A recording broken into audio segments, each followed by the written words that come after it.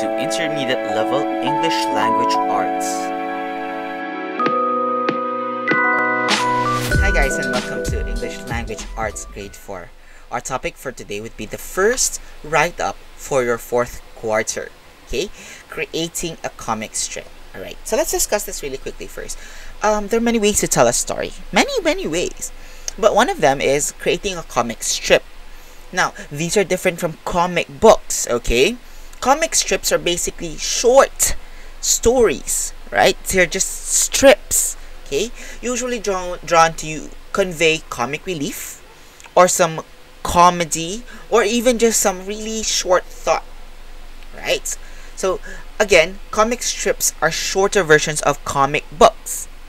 You have a very short story about it. Now, there are a few important things that you have to take note when you're writing a comic strip, right? Number 1 is the character, 2 is the story, and 3 is the dialogue. Okay, how are you going to consider all of these? Let's go through them one by one. Character. In comic strips, kids, the characters must be interesting characters who could actually provide details in a story.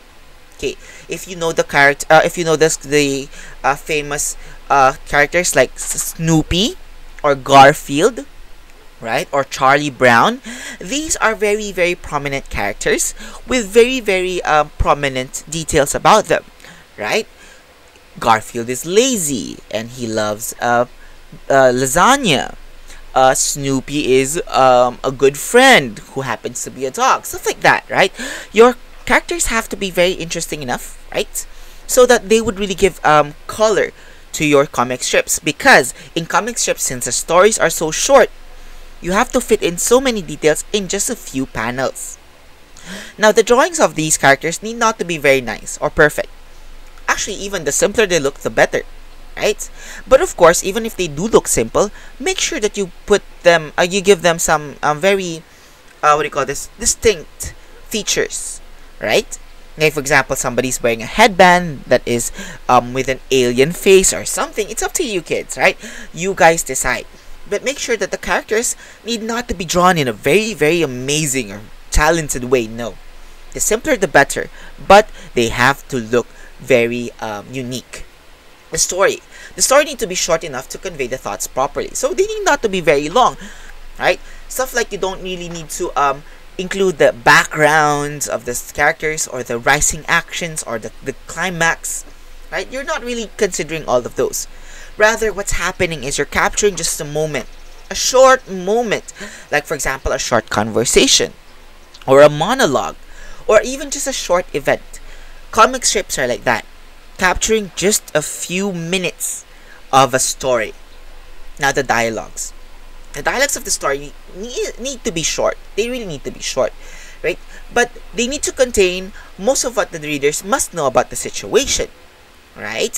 So avoid giving very short dialogues like yeah or okay.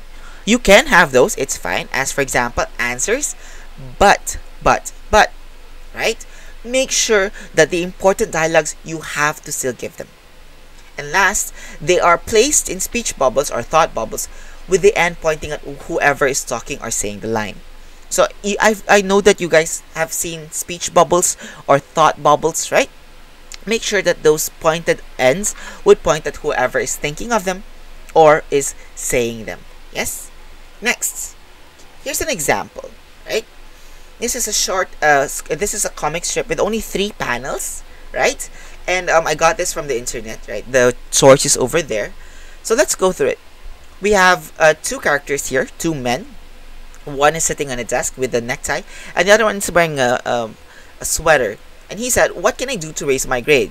With this very simple question he asked, he is probably a student because he was saying my grade. Look at what the other guy answered.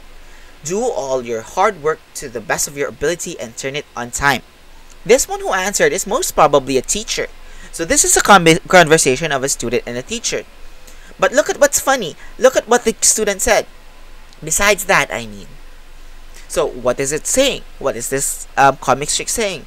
So it's a very small or slight humor of where a student would not really like to do all of the things that the teacher tells him to do, but he still wants to raise his grade. It's funny. Why? Because you know, kids, you know that if you're not gonna do these things, you're not really gonna have a better grade. Yes? So it's just a short humor, and see what it happened. You need not even to know the names of these people, or you need not even to know about their backgrounds, right? It's just a short moment about what happened. So, what are you going to do? Pre-write, kids. First, I want you guys to create a short story about a group of friends. Now, the group of friends should be 2 or more, but not too many kids, right? Probably maximum of 5 at the very least, who are having their lunch break in class. Okay? Think of a simple story about the group of friends. Think of what would they say. Now, what are the situations you can have there? Examples. Here are some examples. Like, for example, a group of friends are trying to decide on what they eat. Or a group of friends are talking about what they will do after lunch. Or maybe a group of friends compare lunches or lunch boxes. Or even a group of friends talk about their crushes in their favorite boy bands. Right?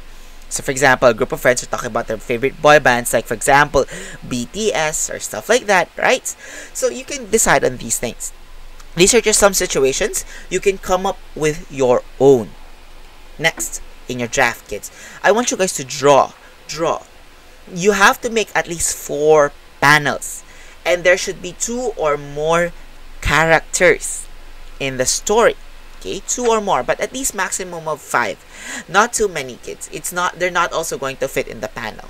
Okay, so how does it look like? Here are some examples of your panels. You can see here 4 equally divided panels, but look at the speech bubbles. You could all place them inside the panel, or sometimes you could even make the speech bubbles go past the panel. Look at the second panel over there. The speech bubble was way past the lines of the panel. You can do that. So you could have 4 or more evenly drawn panels. 4 or more, huh? So you could have more than 4 panels.